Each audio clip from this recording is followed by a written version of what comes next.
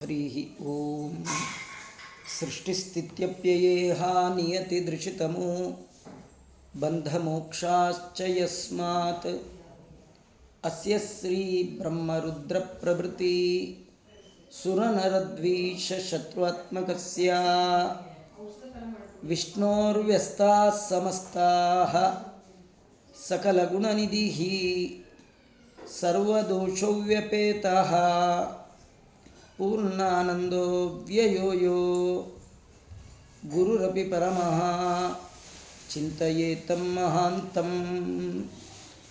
ಓಂ ಜನ್ಮಾದ್ಯಸ್ಯ ಯತೋನ್ವಯಾದಿತರತಶ್ಚ ಅರ್ಥೇಷ್ವಭಿಘ್ನಸ್ವರಾಟ್ ತೇನೇ ಬ್ರಹ್ಮಹೃದಾಯ ಆದಿಕವಯೇ ಮುಖ್ಯಂತಿ M ಸೂರಯಃ ತೇಜೋ ವಾರಿಮೃದಾಂ ಯಥಾ ವಿನಿಮಯೋ ಯತ್ರ ತ್ರಿಸರ್ಗೋ ಮೃಷಾ ಧಾಮ್ನಾ ಸ್ವೇನ ಸದಾ ನಿರಸ್ತಕುಹಕಂ ಸತ್ಯಂ ಪರಂ ಧೀಮಹಿ.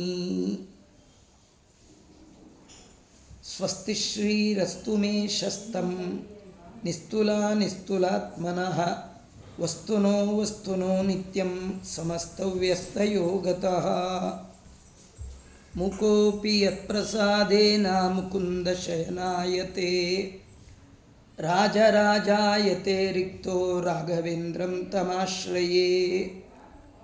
ಯಸ್ಯ ಪ್ರಚಂಡತಪಸಾ ಶ್ರುತಿಗೀತವೃತ್ತಃ ತುಷ್ಟೋ ಹರಿಃಕಿಲವಶಂ ವದತಾಮವಾಪ. ಶ್ರೀಮದ್ವಸನ್ಮತಪಯೋನಿಧಿಪೂರ್ಣಚಂದ್ರಃ ಶ್ರೀವಿಷ್ಣುತೀರ್ಥಮುನಿರಾಟ್ ಮುದಮಾತನೋತು.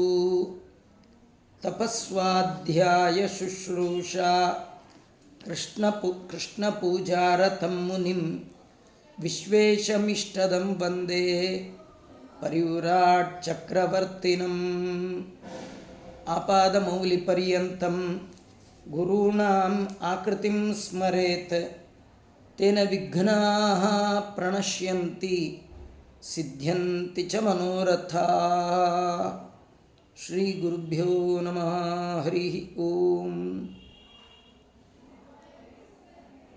ಶ್ರೀ ವಿಷ್ಣುತೀರ್ಥ ಗುರುಸಾರ್ವಭೌಮರ ಶ್ರೀಮದ್ ಭಾಗವತ ಸಾರೋದ್ಧಾರದಲ್ಲಿನ 15ನೆಯ ಪ್ರಕರಣ ಕಾಲಪ್ರಶಂಸಾ ಪ್ರಕರಣ ಅಂತ.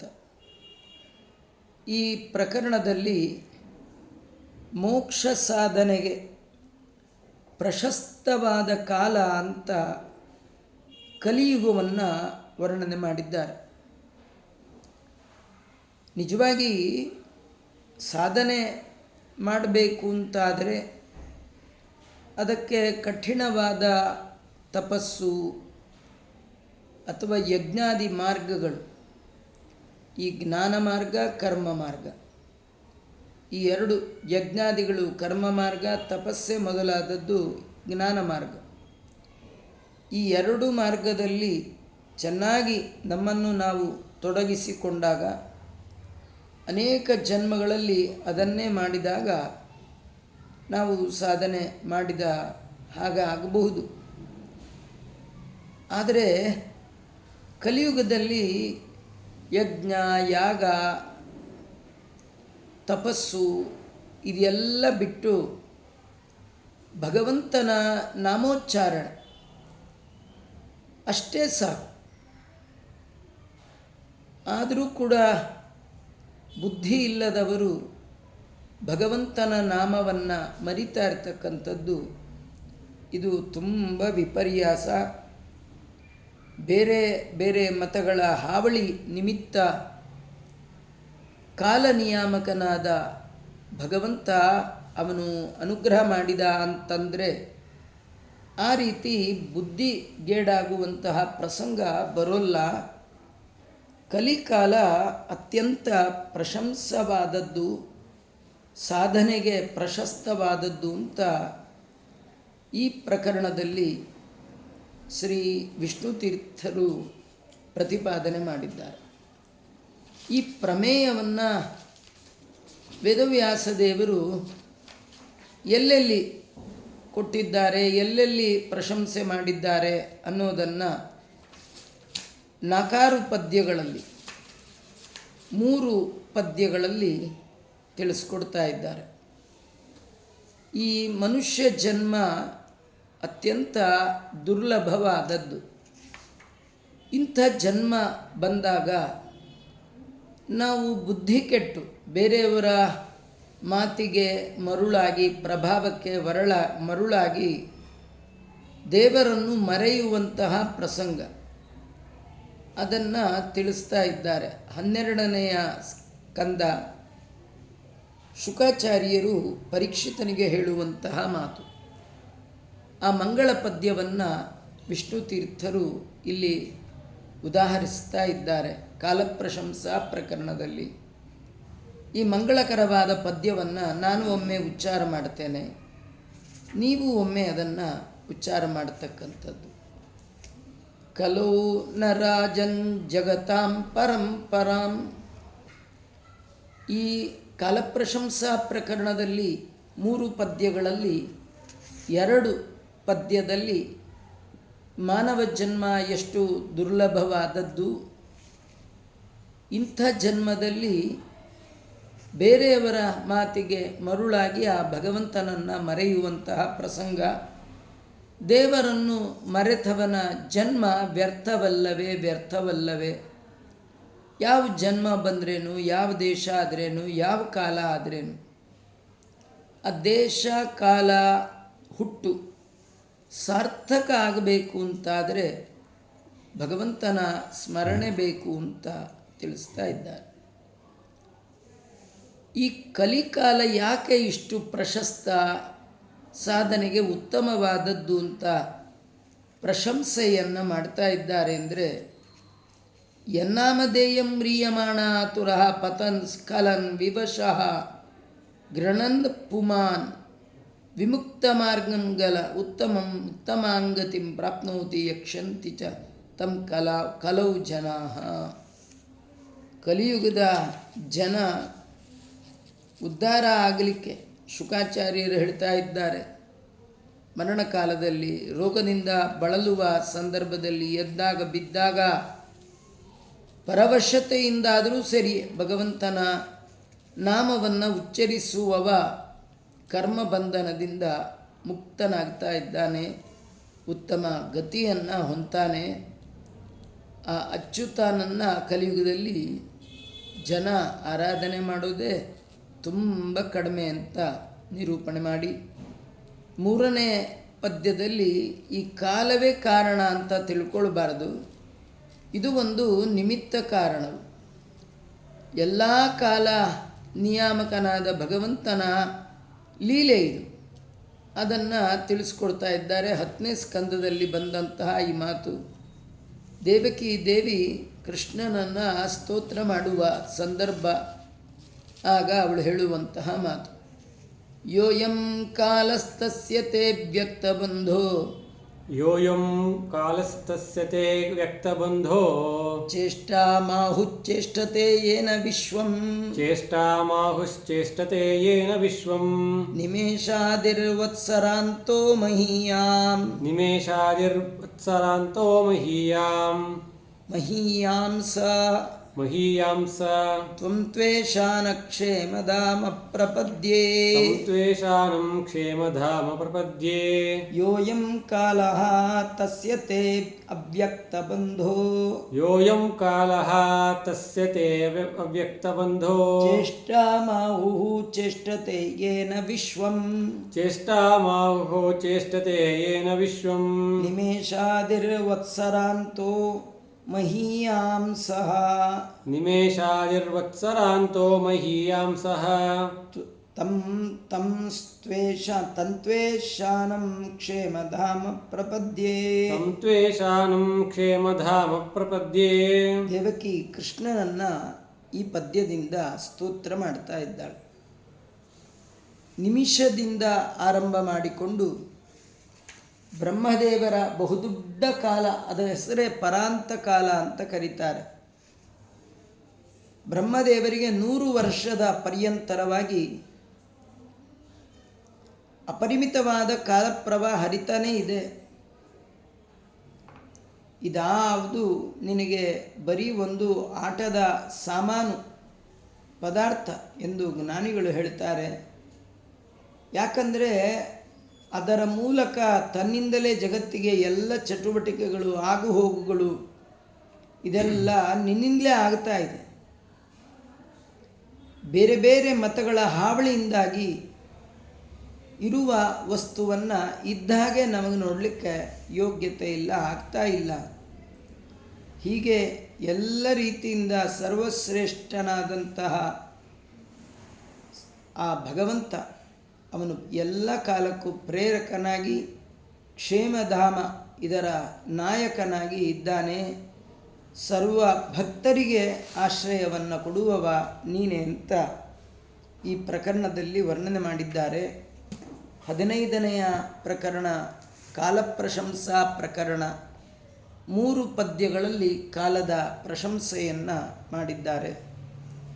ಮುಂದೆ 16ನೆಯ ಪ್ರಕರಣ ದೇಹ ಪ್ರಶಂಸಾ ಪ್ರಕರಣ ಅಂತ.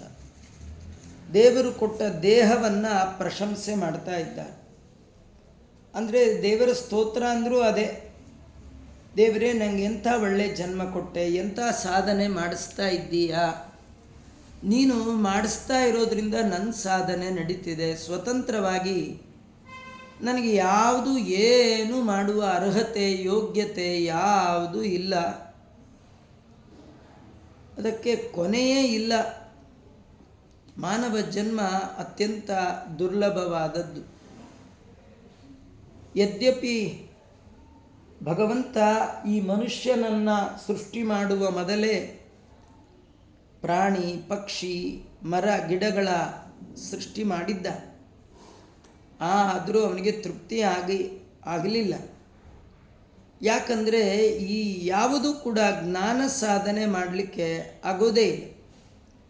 ಜೀವನದಲ್ಲಿ ಬಹುಮುಖ್ಯವಾಗಿ ಸಂಪಾದನೆ ಮಾಡಬೇಕಾದ್ದು ತತ್ವಜ್ಞಾನ, ಭಗವಂತನ ಅರಿವು.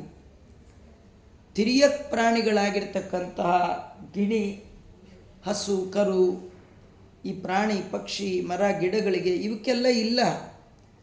ಅದಿರೋದು ಮನುಷ್ಯನಿಗೆ ಮಾತ್ರ. ಹಾಗಂದ ಮೇಲೆ ಇಂತಹ ಮಾನವ ಜನ್ಮ ಇದು ಬಂದಾಗ ಜ್ಞಾನ ಸಾಧನೆ ಮಾಡಬೇಕು ಅನ್ನೋದು ಈ ಪ್ರಶಂಸಾ ಪ್ರಕರಣ, ದೇಹ ಪ್ರಶಂಸಾ ಪ್ರಕರಣದಲ್ಲಿ ಬಂದಂತಹ ತತ್ವ ವಿಚಾರ. ವೇದವ್ಯಾಸ ದೇವರು 11ನೆಯ ಸ್ಕಂದದಲ್ಲಿ, ಅವು ಕಡೆಗೆ ಏಕಾದಶ ಸ್ಕಂದದಲ್ಲಿ ಬರುವಂತಹ ಅಪರೂಪದ ಒಂದು ಕಥೆ ಅಂದರೆ ಅವಧೂತ ಗೀತೆ ಅಂತ. ಅದರಲ್ಲಿ ಅವಧೂತ 24 ಜನಗಳ ಗುರುಗಳನ್ನು ಹೇಳ್ತಾನೆ. ಇನ್ನೊಂದು 25ನೇ ಗುರು ಅದು ಯಾವುದಂದರೆ ಈ ನನ್ನ ಶರೀರನೇ ನನಗೆ ಗುರು.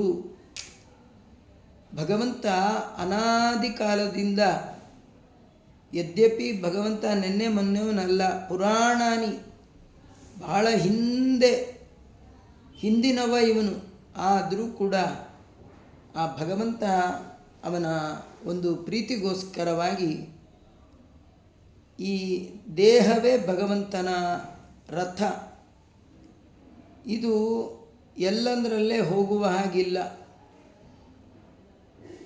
ಕಾರಣ ಈ ಅಧೀನವಾದ ಚೇತನ ಪ್ರಕೃತಿ ಏನಿದೆ ಇದೆಲ್ಲ ಭಗವಂತನ ಅಧೀನ.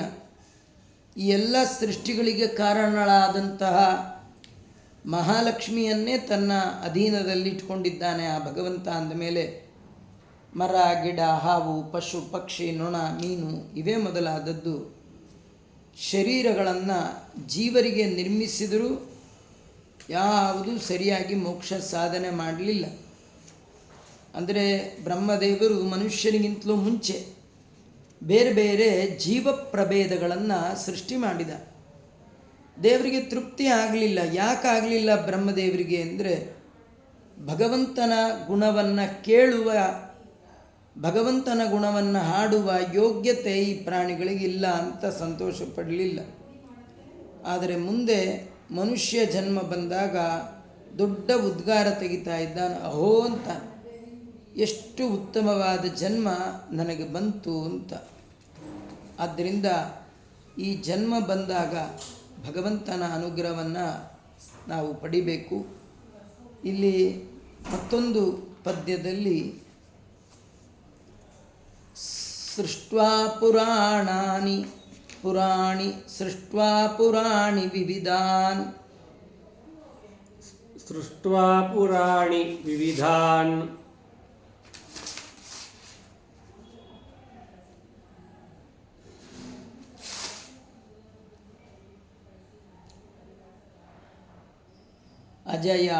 ಅಜಯಾತ್ಮಶಕ್ತಿಯ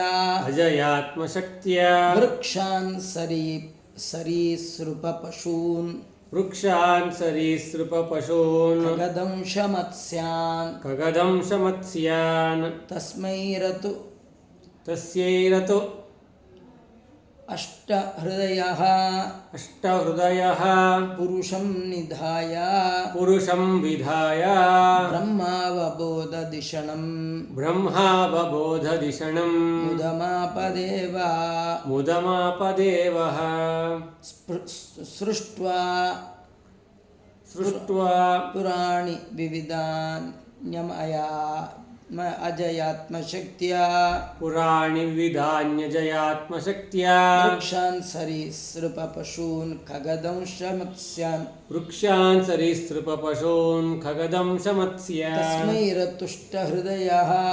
ತಸ್ಯೈರತುಷ್ಟೋ ಹೃದಯಃ ಪುರುಷಂ ವಿಧಾಯ ಬ್ರಹ್ಮಾವಟೋಧದಿಷಣಂ ಮುದಮಾಪದೇವ.